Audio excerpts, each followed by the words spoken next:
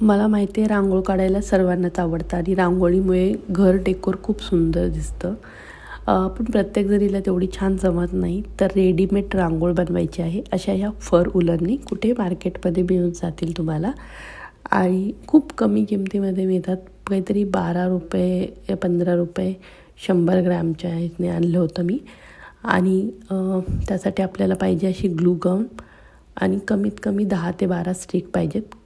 आणि नंतर फॅब्रिक पाहिजे, प्लास्टिकची पिशवी किंवा असा हे आशीर्वाद आट्यावाला जी बॅग असते त्याचाही वापर करू शकता. छोटंवाली डिझाईन शिकवणार आहे, त्यामुळे छोटी.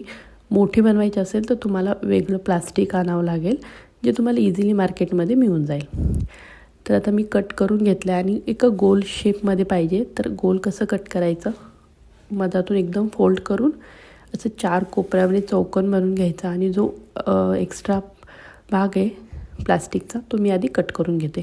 एकदम हलकंसं प्लास्टिक नाही जमणार, कारण आपल्याला चिटकवायचं आहे. तर थोडंसं जाड प्लास्टिकवाली कोणतीही कॅरीबॅग तुम्ही यूज करू शकता. त्यानंतर आणखी एकदा इथे फोल्ड करून घेते आहे मी. अशा पद्धतीने एक त्रिकोण बनवते आणि जो वरचा भाग आहे त्याला थोड्या रिंगच्या ह्याने शेप करून घेते आणि नंतर तो आपण कट करून घेऊया.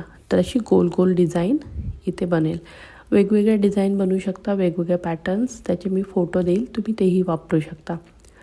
आणि नंतर हे बघा, अशा प्रकारे एक 8 पाकळ्याचं फूल बनलेलं आहे आणि मार्करने ऑलरेडी ते मार्क झाले, त्यामुळे आपल्याला असं वेगळं त्याला मार्क करून घ्यायची गरज नाही आहे. आता सुरुवात करूया. ग्लू गमचा वापर करायचा आहे. स्टिक करून घ्यायचं, फटाफट करावं लागतं कारण की लगेच हे सुकून जातं. तर एक हाताने ग्लू गम चिटकवत जायचं आहे आणि दुसऱ्या हाताने जी फर उलन आहे ती आपल्याला त्यावर चिटकवायची आहे. अशा पद्धतीने व्यवस्थित हळूहळू थोडे थोडे लावत आणि थोडी काळजी घ्यायची, कारण की गम असतो तो गरम असतो, तो पोळण्याची शक्यता असते. ज्यांनी आधी वापरला आहे ते व्यवस्थित वापरू शकतात. जे फर्स्ट टाईम वापरत आहेत त्यांना सांगते. हे कंटिन्यू त्याला चालूही नाही ठेवायचं, मधात बंद करून ती गन वापरायची असते. थोडं अंतरावर अशा पद्धतीने स्टिक करून आपण ही उलन आहे, फर उलन म्हणतात त्याला, वापरू शकतो. नंतर ज्या लाईन आहेत, जे फोल्ड केलेल्या लाईन बनल्या होत्या त्यावर अशा पद्धतीने चिटकून घेऊया. वरच्या साईडला घेऊन परत जो अर्धा गोल आपण कट केला होता बॉर्डर्स, त्यावर चांगला असं गडबडीने आणि फास्ट नका करू, कारण एकदा चिटकल्यानंतर परत ते निघणार नाही आहे.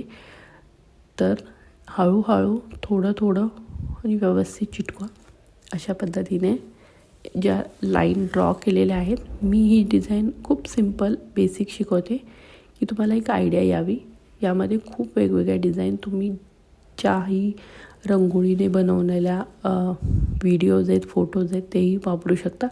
त्या पद्धतीचे उलन आणा आणि घरात आखून अशा पद्धतीने आपली रंगोली बनवू शकता.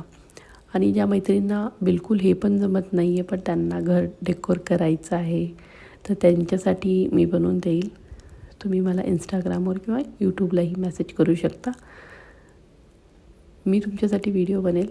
तुम्ही फक्त मला उलनचे पैसे द्या आणि डिलेवरीचे, बाकी मी तुम्हाला फ्रीमध्ये बनवून देईल. आणि चला व्हिडिओवर येऊया. अशा पद्धतीने प्रत्येक त्या बॉर्डरवर हे फुलांच्या पाकळ्या मी इथे बनवून घेते आहे.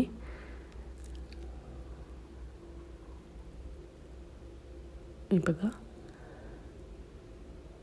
आणि जास्त उलनही लागत नाही. मला आधी वाटलं की खूप सारी जास्त लागत असेल, पण तो एवढा असं फुगलेली आहे ना, तर ती लगेच चिपकूनही जाते आणि खूप जास्त जागा पण घेते. तर नॉर्मली मला हे पूर्ण तालपोश बनवायला 10-15 ग्रॅम प्रत्येक कलरची उलन लागली असेल. लाल कलरची जास्तीत जास्त 20-25 ग्रॅम लागली असेल. पिवळ्या कलरची 10 ग्रॅम आणि सफेद कलरची 10 ग्रॅम उलन लागलेली आहे. आणि बाकी बंडल माझ्याकडे तसेच मी 100-100 ग्रॅम घेऊन आले होते की कमी जास्तसाठी, पण आणखी त्यामध्ये डिझाईन बनवण्याची विचार करते बनवावी. फोटोज आहेत माझ्याकडे खूप सारे, आणि पण त्या कलरचे तेवढे कॉम्बिनेशनचे उलन मी आणले नाही आहेत. तर जशी त्या कॉम्बिनेशनचे उलन माझ्याकडे येतील लगेच मी सेम व्हिडिओ बनवेल, कारण की व्हिडिओ बनवायला जास्त मुश्किल काम नाही आहे, चिटकवायचंच आहे.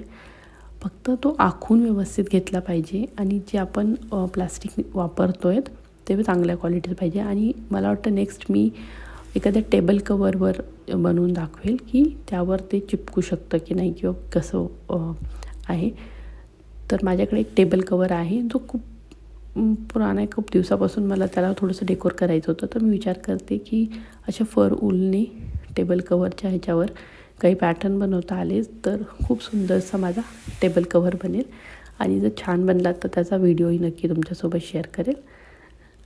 जसंही बनेल मी शेअर करण्याचा प्रयत्न करेल. तर अशा पद्धतीने हळूहळू थोडा आपण गम लावामध्ये चिपकून घेऊया. हे बघा लगेच चिपक जातं, त्याला वेळ नाही लागत. फेबिकॉलने मी नाही ट्राय करून घेतलं, पण मला नाही वाटत फेबिकॉलने तो लगेच चिटकून बसेल, त्याला थोडासा वेळ लागेल. आणि प्लास्टिकसोबत फेबिकॉलने नाही चिटकणार, कपड्यावर नक्की चिटकेल. जो आपण फॅब्रिक ग्लू वापरतो तो वापरून तुम्ही जर कपड्यावर हे अशा पद्धतीचे पॅटर्न बनवत असाल तर ते नक्की चिपकून जाईल. पूर्ण मी 6 पाकळ्यामध्ये केलं आहे. आता पांढरा कलरचा ऊल वापरते. कलर कॉम्बिनेशन खरंच तुम्ही तुमच्या पद्धतीने ह्याचा वापर करू शकता. मी जे अवेलेबल होते माझ्याकडे त्याचा वापर करून जे सुंदर बनवता येईल त्याचा प्रयत्न केला. आणि जर ही अशी पद्धतीच्या डिझाईन तुम्हाला आवडल्या तर नक्कीच मी फोटोज टाकेल.